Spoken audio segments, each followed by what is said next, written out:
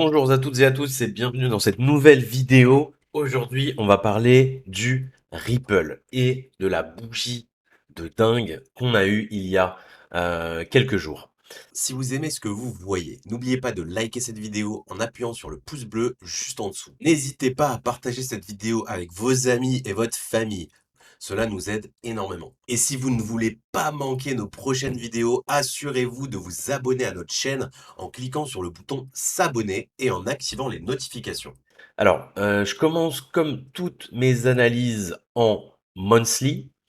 Donc du coup, on a le prix du Ripple depuis donc le bull market de 2018 à aujourd'hui. Et donc, j'ai tout simplement tracé la résistance évidente, le support évident et la résistance intermédiaire évidente. Donc, pour toutes les personnes qui pensent que le Ripple euh, va continuer à monter, je suis désolé de vous dire que c'est très peu probable. Voilà. Alors pourquoi ça? Ripple, pour ceux qui sont habitués à cet actif, c'est un actif qui va aller à l'objectif en une bougie, voilà, ou deux bougies. Je vais vous donner des exemples passés. Euh, alors, on a ici l'atteinte d'objectif, c'était en 2018, où en deux bougies, le prix a pris 150%. Des exemples comme ça, hein, il y en a plein, hein. C'est du 60% en 3 jours.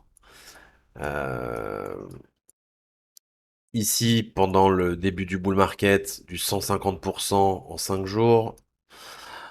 Euh, des bougies, voilà, pareil, de 170%. Bref, le Ripple, le market making du Ripple est extrêmement compliqué. Enfin, c'est pas compliqué, mais c'est souvent comme ça. C'est-à-dire qu'on a une bougie de l'espace qui sort et qui va atteindre directement l'objectif pour ensuite stagner. En fait, ce qui laisse euh, peu de place en fait aux personnes qui souhaitent rentrer après. Et donc cette bougie-là, donc suite à la news de la SEC, c'est une bougie qui nous a envoyé du 100% de performance. Quand je vais du bas de la bougie jusqu'en haut de la mèche. 100% de performance en une journée dans un marché pas du tout bull, je dirais même bear. Donc voilà, c'est pas moi ça me clairement si j'avais du Ripple, j'aurais pris des énormes profits ce jour-là quoi. Très clairement. Ce qu'on voit donc en weekly, c'est qu'on est sur une zone en fait charnière, cette zone-là que j'ai illustrée en rouge, c'est clairement le milieu de tout ce range.